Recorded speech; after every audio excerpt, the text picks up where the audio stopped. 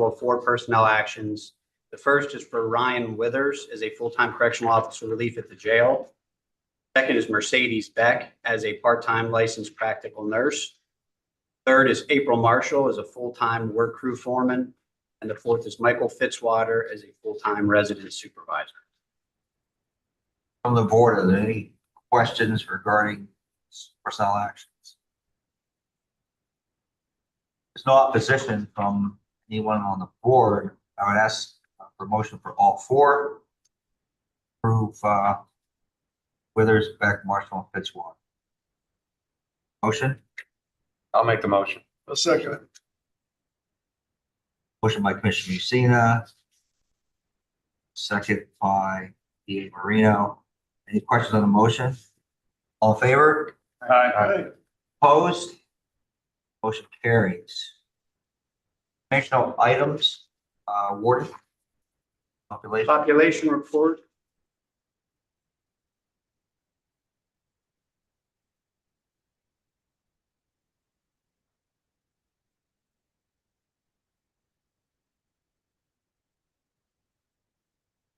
So the population report shows for the month of October, prison had an average of 178.81 males, and at the pre-release center, 33.35 males for a total of 212.16. There was a peak population in the month of 220.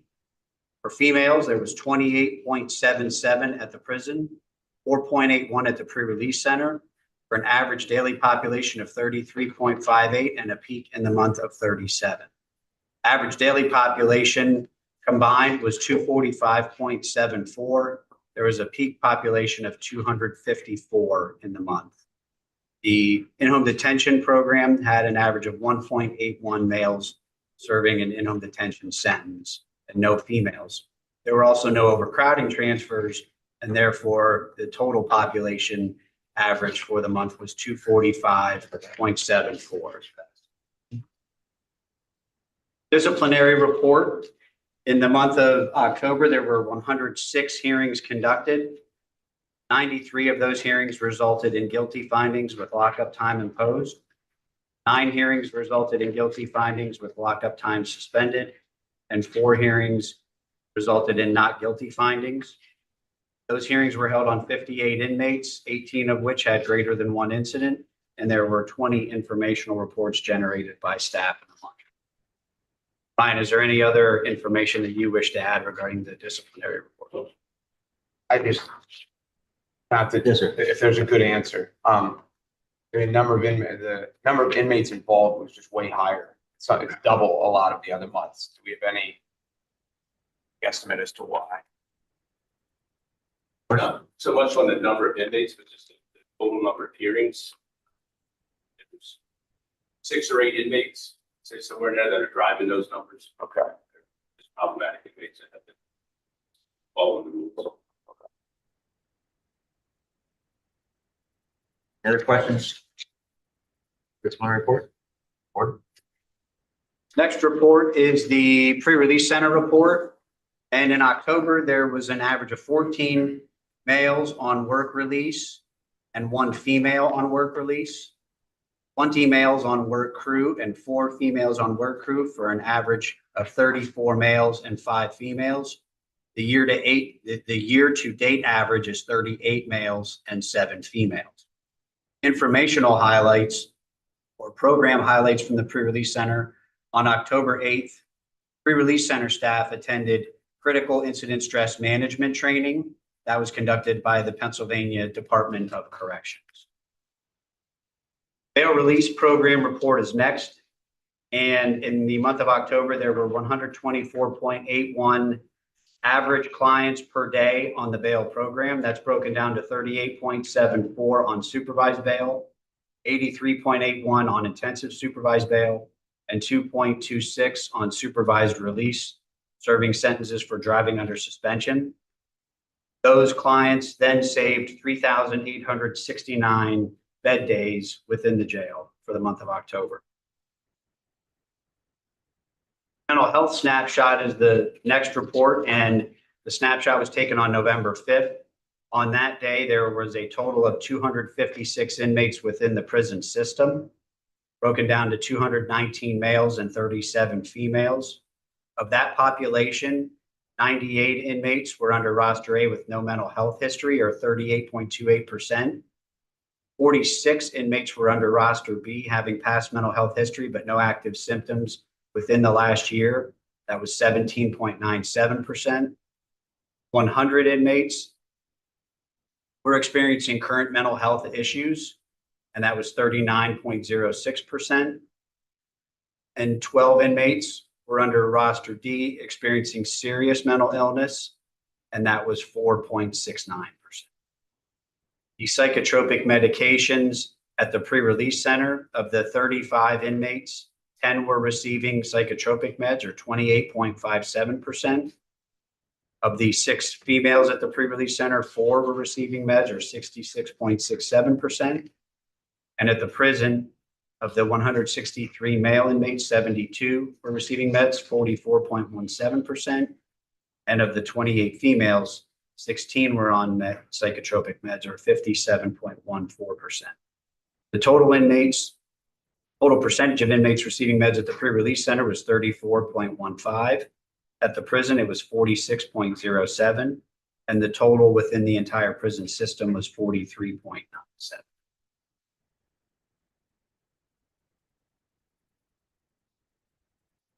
The next reports would be the reentry reports, and Tyler's here to present. There is not an APO report in the packet. And Tyler, I don't know if you I have. do have it, so I'll second. All right, thank you. Yep. Morning, everyone. Morning, Tyler. Like I said, I'll start off with a report from John Stahl, APO, for the month of November. The program population statistics, there was 0 sentenced, 121 APO, and 0 pretrial. The total program population as of November 6th was 121, 91 of which were male clients, 30 of which were female clients. Program phase 2 clients was 63, and program phase 3 clients was 30. The total process intakes to date was 2,077. Moving on to the GPS and alcohol monitoring services, there are 20 individuals receiving these services, 10 of which are on the alcohol monitor or the TAD units, 5 of the GPS monitors, and 5 of the home guard. The total amount of client intakes into the GPS alcohol monitoring services is 2,130. The juvenile overview of services, there are 24 active cases on GPS services through geo monitors as of November 1st, 2024. The next report is the in-prison reentry report. So there are 38 current active participants as of October 31st, with 1 pending intake. And since January, there have been 106 total intakes completed. For the month of October, there was a total of 6, 3 of which were done at PRC and 3 of which were done at the prison. The total whereas assessments completed was 10, 2 of which were in October. And both of them were completed at PRC. Moving on to the transitional action plans, there was 101 total TAP or transitional action plans, 6 of which were created in October, 3 being done at PRC and 3 being done at the prison. There have been a total of 254 sessions completed. In the month of October, there was a total of 28, 15 of which were done at the PRC and 13 of which were done at the prison. The total participants in the in-prison program who were released from incarceration is a total of 98. The referrals and appointments that were made were 17, and there was 187 resources that were given. The total referrals made to the in-prison reentry program is 125, 122 of which came from the prison and 3 of which came from the release center. Of the total referrals made to the in-prison reentry program, 18 refused to participate in the program, 6 were released from incarceration prior to being seen, and there were 0 people who were referred but did not meet the criteria of the program. The referrals broken down throughout the months. So October, there was a total of 10 referrals. Referrals to the in-prison reentry program, broken down by the sentence. There was a total of 7 probation violation, 12 max out, 65 new case, 23 domestics, 18 contempt, and then 0 pretrial and treatment court. And then the reentry services statistics, there's an average population per day of 118, 19 total intakes, 18 total discharges, and 5 successful completions. The EM total participants is 43, 20 of which are adult and 23 of which are juveniles. That is all I have. Any questions for Tyler? The board. Thank you, Todd. Yep, thank you. Board, Included in the packet also for the board's review are the prison and PRC program reports, and as well as the mental health forensic contact report. That's the completion of the informational reports. Moving on to informational highlights. On October 4th, I participated in a quarterly prison inmate medical cost containment board meeting. That was done via video conferencing. And on October 8th, prison and PRC administration met with Cost Management Plus representative Julia Alday. The prison inmate medical cost containment program, or PIMIC report, indicated that our healthcare savings for the period of April 2024 to September of 2024 totaled $317,462.54 for outpatient services and $107,980.84 for inpatient services. On October 10th, prison staff attended critical incident stress management, or CISM, training conducted by the Pennsylvania Department of Corrections. Chris, I did want to just talk about that real quickly, or if you could give the commissioners just a brief overview of what CISM training is. We met with the CISM staff, and there's a team at the Department of Corrections, but they're. Yeah, this project started back beginning of the year. It took some time to get intergovernmental agency agreements to work with the state. CISM has two parts. You can actually start, the state has it, has a team, and you call one in over an incident, but basically you can form your own team to be able to help handle any critical incidents that happen, suicide or something. You give support to your team. So that's something we're looking into and we follow up with. But this training was detailed for all staff at the prison and police, basically go over, the job they do, the stress they do, the toll it takes on you day to day, working in those type of environments, and how to deal with your own personal mental health. So basically, this is one of the first trainings we've been able to provide that is pretty much for our staff, which I'm very excited about. It's our staff some good training on how to deal with day to day. And the overall response of it was received fairly well. So I also have, again, it's the first time that we've actually had a training, not to train staff to do the job, train staff to take care of themselves. That's all I have. Thanks, and I think that's why I wanted to bring it to the board's attention. Most trainings, as Chris mentioned, are based on how staff do their job. This was how to handle the stress of doing this job and how to take care of yourself mentally and physically outside of work to handle the stress of the job. So it was a training geared just for the staff, which I thought was an excellent idea that Chris had brought to my attention. And it was very, like he said, it was well received. And I think it's important to acknowledge that, because oftentimes we overlook those things and overlook how people handle the stress of the job and just expect them to come to work and do their job. But this is an important addition to them, to let them know that there's opportunities out there for them to work on their own mental health outside of work. Next informational highlight then, or the last informational highlight, is on October 21st, Deputy Warden Evner co-chaired the Lycoming County CJAB Mental Health Subcommittee meeting. And those are all the informational highlights that I have. okay, any questions on the informational highlights for the board? Old business. Any board members have any old business? Yeah, I'd like to make a comment. Yes, sir. I have in the past addressed the concern about the utilization of the PRC building. And I want to make clear my comments are in no way to endorse more incarceration of individuals, nor is it to attack the courts. I want to commend the PRC staff for the work they do. Rob, you and your team are a great team. You do great work. But we have a $2 million building for the last 3 years has been utilized anywhere from 30 to 40%. And commissioners feel free to chime in at any time. We have scrutinized the budget, especially this year, on a way to try to get back to a balanced budget. We're looking at programs and everything that is either losing money or being underutilized, and different ways to address those measures to either cut costs or make the cost more efficient. I have heard from the courts and DA's office for the past 3 years, all kinds of reasons, from sentencing guidelines being changed, COVID, and all justified.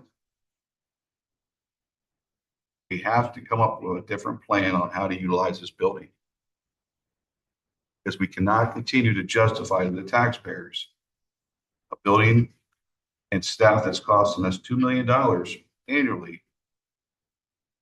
We're only utilizing it 30 to 40%. It's insanity. So I've addressed this with the DAs. Your cases are not going down. I've heard people being placed on monitors. I've heard people not being placed on monitors. I've heard people on treatment courts. That's fine. The courts are entitled to sentence any way they want to. We're not objecting that. But our objection is, how do we utilize this building more efficiently? Because we have all kinds of needs. We have a central processing building that needs to be utilized or built, implemented. We have juvenile issues. We have mental health issues in this county. They're all serious issues. So we need to come up with a new approach as a team to utilize this building more efficiently for the taxpayers. I have a couple of questions. Yes. If I come into the system and I'm not, like a better phrase, I'm not criteria eligible for Lycoming County Prison, and we don't have a PRC, where would I go? What program would I go on if I was one of the 40 or 50? I think you mentioned there were 40, about 40 currently. Yeah. What would we have to place me? And then the second part of the question, I'll ask both and you can address both of them. Where would we get? I think we staff RMS 10 to 20 people a day, 10 to 20 PRC people a day.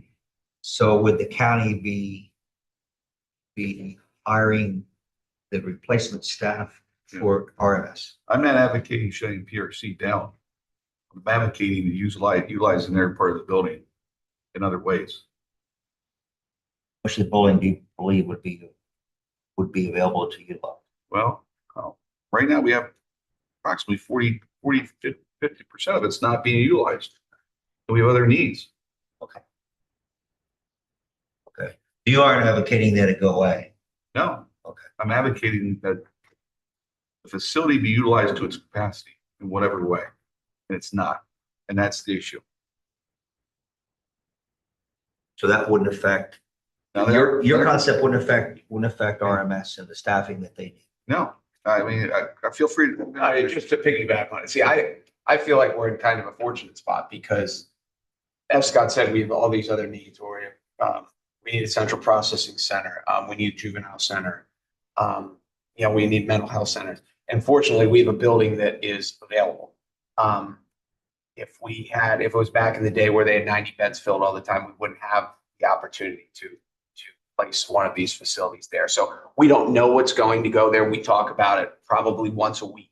What are our options and what can we do and what can go out to the farm? And we've talked to the DA extensively about a juvenile center and all the logistics. I mean, we're just scratching the surface of the logistics to go through that. But I see it as, it's better this way than if we're like, well, we needed something and we don't have any place to put it. And we know that we have some options out there.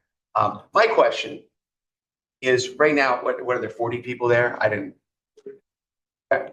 So from like, if it was double, if we had 86, you have more staff, you have more, what would the cost go up to the county if we had double the people other than food?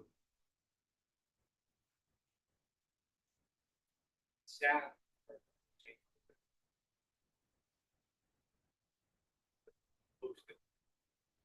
That's what I figured. Right. It's just like the prison. Right. So if we doubled the money spent, it doesn't matter how many people are there, we're not really saving money by having more people there, except food costs. Medication, yes. Well, we're,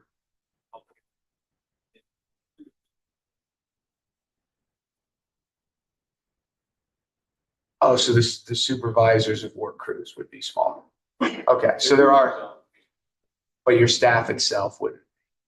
Okay, thank you. but we're addressing other needs. That's my concern. Okay, we have major needs in this county. We have part of a building that can be utilized for those needs. I think what I would add to it, on the line of Commissioner Metzger is, our job is the financial side of the county.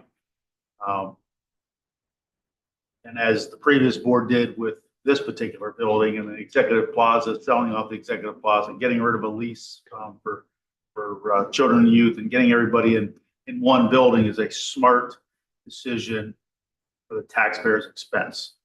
I think what we need to do is, we need to do the same thing. This building was underutilized by 50%. Now we're looking at the next building that's underutilized by 50%. So what do we do with it? How do we utilize that better? Because as everybody in the room has said, the fixed expense stays the same, whether we occupy 50% of that building or 100% of that building. Our fixed cost of upkeep, electricity, that all stays the same. So I'm not sure, I don't want to put words into Commissioner Metzger's mouth, but I guess what I would be saying to everybody is if you have a thought process or an idea that utilizes that building, please reach out to us. Absolutely. I'd like to make a comment here. We are putting as many people in the pre-release as we possibly can.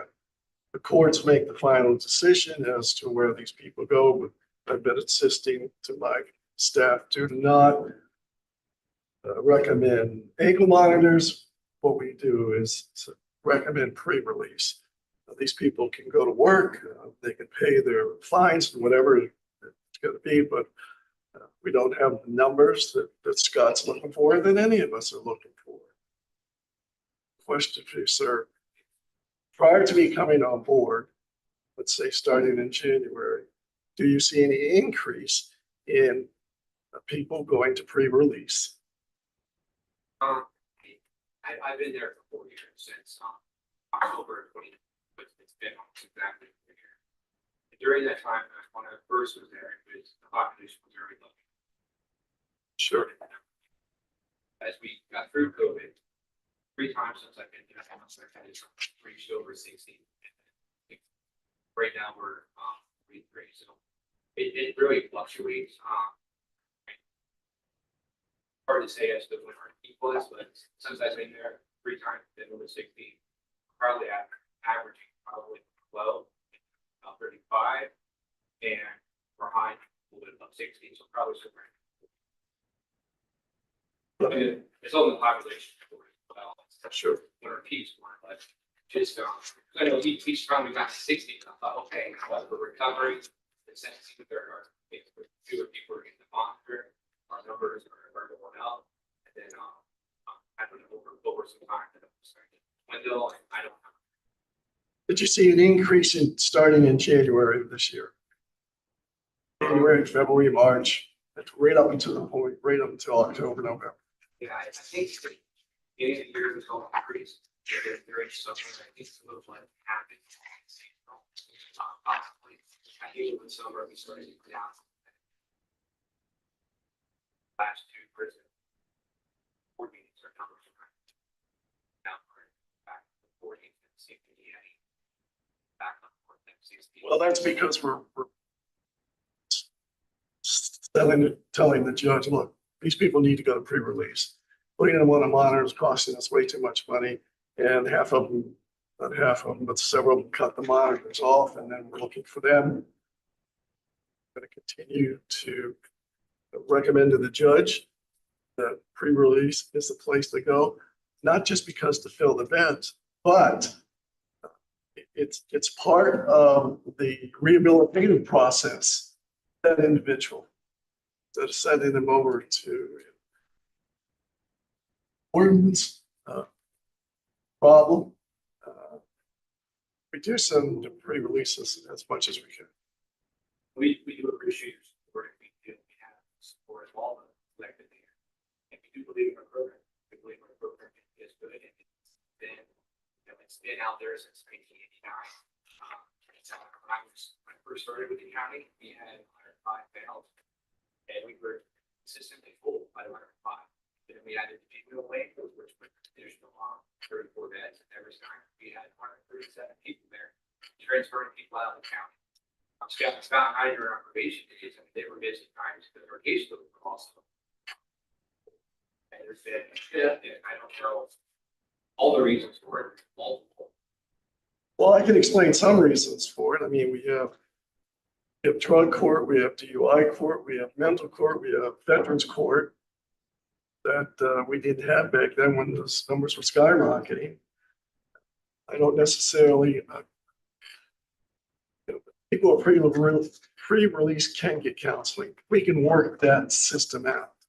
I'm not necessarily certain that we're getting the bang for our buck for these 4 or 5 programs that the court has going for them. And many of those people, I think, would be a pre-release.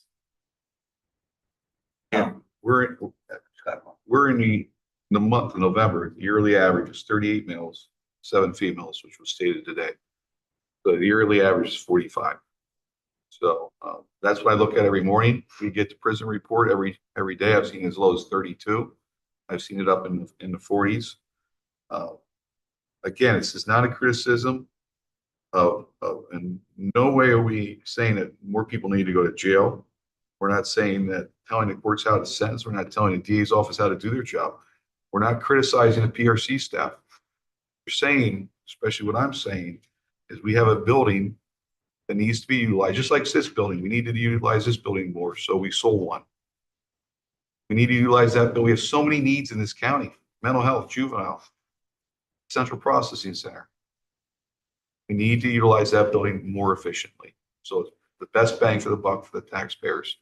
You guys do a great job. Your staff does a great job. I've always complimented them. I will.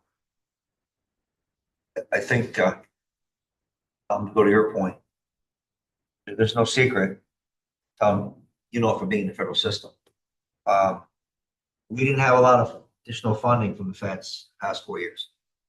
There's no secret about that. Nobody can argue that at all. We can show you the numbers.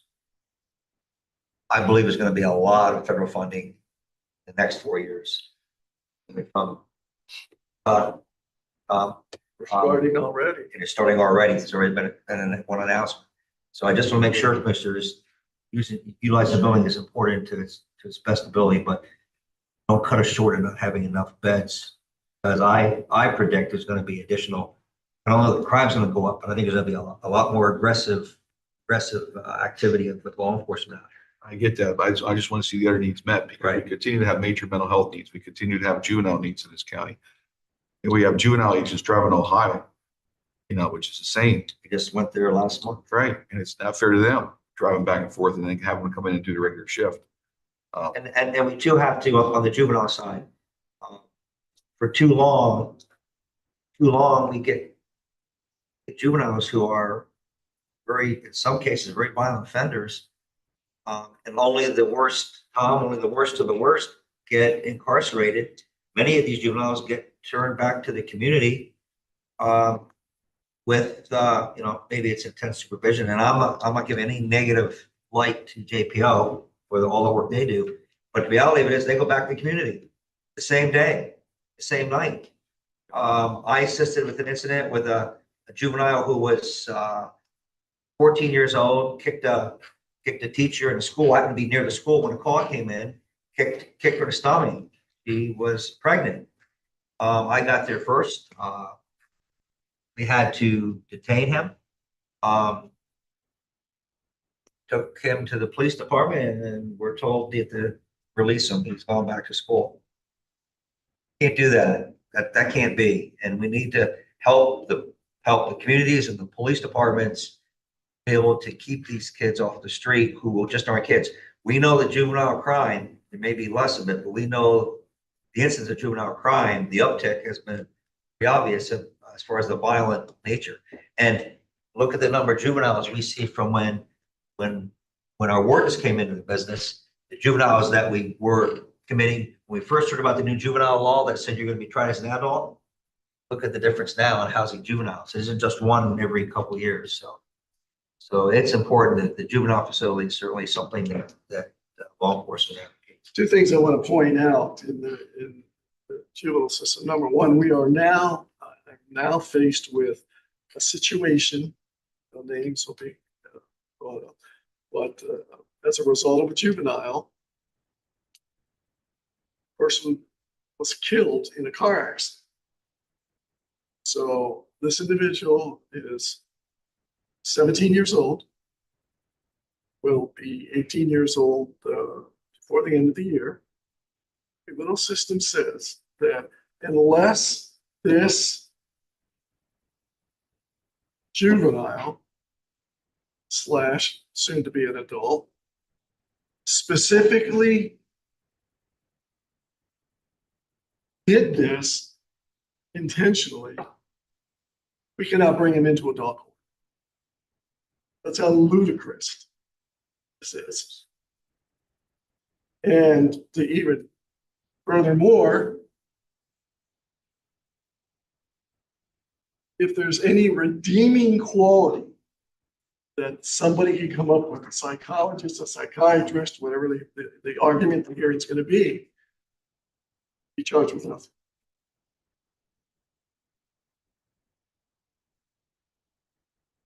I have a person that specifically handles the juvenile cases, in addition to his caseload, 2 days a week.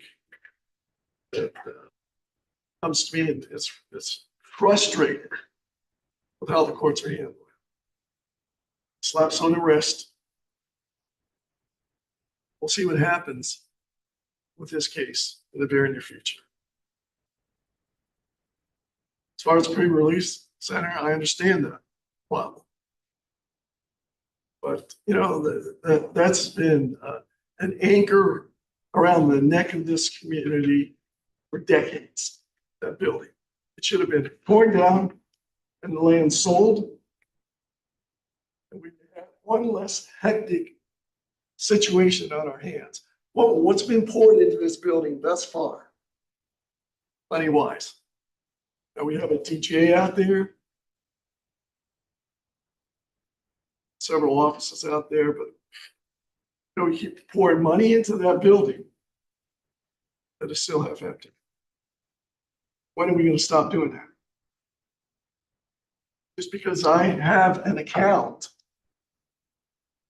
that deals with central processing is not the answer.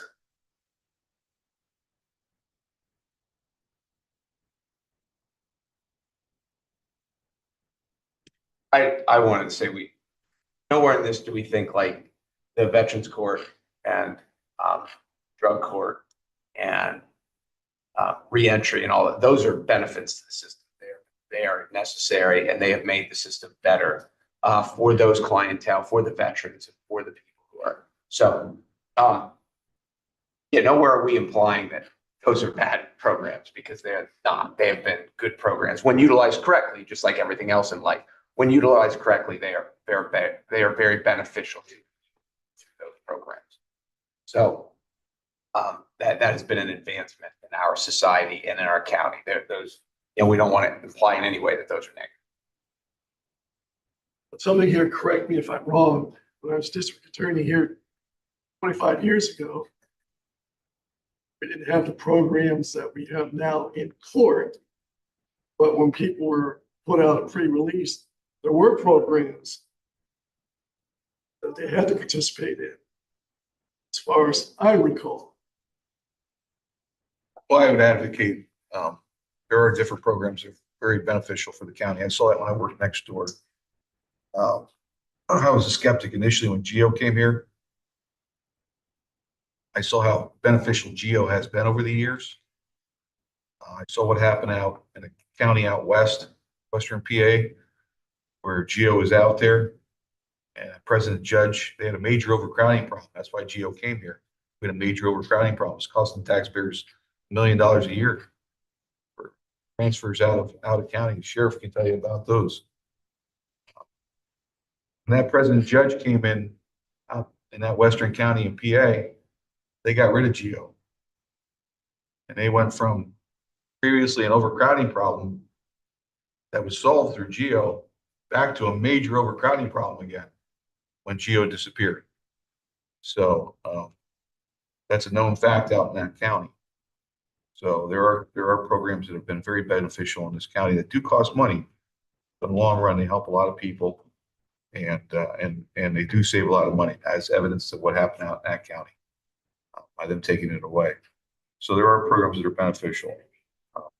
Again, this just goes back to utilization of the building. How we more efficient with the needs that we have in this county. We have many, many needs, and they're not being ignored. They're being addressed. DA's office has been trying to tackle the juvenile issue. We have the mental health issue, and we have the central processing issue, which he's right. He has a fund to address that, and that's his call. But we want to make sure that, again, when we spend money, we want to make sure it's utilized the best possible way. And it's generational. That's one thing as a commissioner that I've stressed, that we have to make sure that when our decisions are made, they're generational impacts. And they make it easier for the next board of commissioners to come on board, because we're not going to be here just a blink of an eye. There's people to take our places, and we want to make sure that we leave it better than we came here. We want to leave it better for the next board. But if you're available somewhere in this building today, starting at 11 o'clock, we're going to have a big press conference on the juvenile rehabilitation facility that I envision. We are well into this with the state, the governor's office, the offices in Harrisburg, funding for this. It's a major project, but it's going to revolutionize the juvenile intake system. I'm not going to get into a press conference in front of you right now, but if you have the time, stop over and you'll hear just exactly what we're doing. There's a board that we formed, small board for oversight. A couple of us went with this. Went to Harrisburg and we met with department heads, and they thought, really, I refer to it as, this was the best thing since sliced bread, that what we're proposing to do. It's going to be a state-of-the-art facility that once it's built, we're not sending anybody off to Texas. In fact, I'm getting calls from other counties saying, hey, can you take the juveniles that we have and put them in your new facility? We haven't even turned a shovel of dirt over yet. It's going to be, a couple of years before this is finalized. Really, a lot of construction is taking place. When you see this, what we're doing, what we attempt to do, it's going to make a major, major difference in our juvenile situation. And it is going to generate funds, because there's nothing like this in the state of Pennsylvania and any of the surrounding states. Is that press conference in India? In this room? Well, we're trying to figure out, because it's getting bigger and bigger. The TV stations are coming, the local media is coming, and our board is there. We have about 25 people that going to be sitting around the table and we're proposing this all together. It's going to be, I think it's going to be pretty impressive. We're teaming up with Adelphi, and when the governor's office realized where we were and how we were teaming up in more than a regional aspect, they're behind us 100%. And we're going to get some change from Harrisburg. That's one issue that we're going to be able to deal with. But there's a special place I'm looking for where that structure will be built. Okay. I have one other item under old business. I want to mention it because the commissioners, sheriff, prison, a lot of heat earlier this year when there was this thought that we were an immigration, or that we were a sanctuary county. I give an example a month or two ago on how the prison had an inmate who was going to be released. He was an ICE detainee. He was released to ICE. Had been doing long before that, and are still doing it. Last week, there was a rig that was stopped. Serious vehicle violations. I mean, serious. The brakes were not functional. It was a big rig. Stopped by local law enforcement. I believe Chief Spiegel, the driver, was from Ecuador. Didn't speak any English. We happen to have a deputy who speaks very fluent Spanish. She's bilingual. She probably speaks Spanish as good as she speaks English. She assisted the police department, sorted out what he was about, who he worked for, the company he worked for. He was taken into custody. He was detained, multiple violations on the rig. I think that the rig was impounded. And long story short, he goes through the system with being committed, and he gets released to ICE. So that process continues to work, and I'd like to bring those examples back, Commissioner, from what we dealt with last year.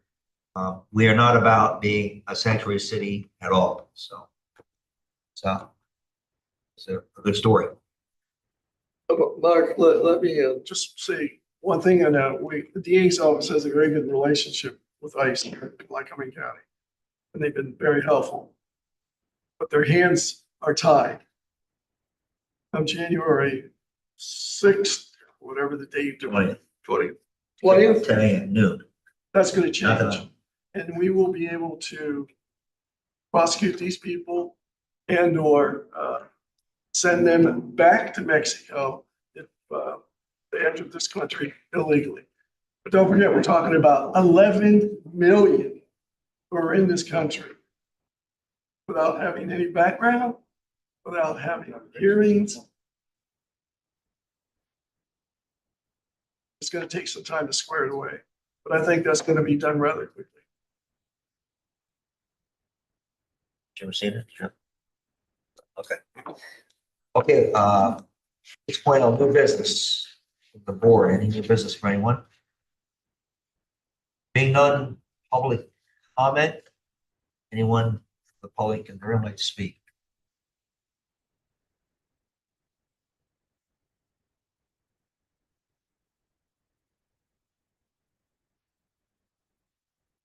Morning. Morning, Tony Cooper, South Williamsport. Thank you. Mr. Chairman, you had said that in the next 4 years, there should be an increase in federal funding, which is a good thing, but how is that going to affect the population at PRC? Is it just that we will have extra money to be able to withstand a $2 million hit every year, or somehow federal funding increase the incarceration level?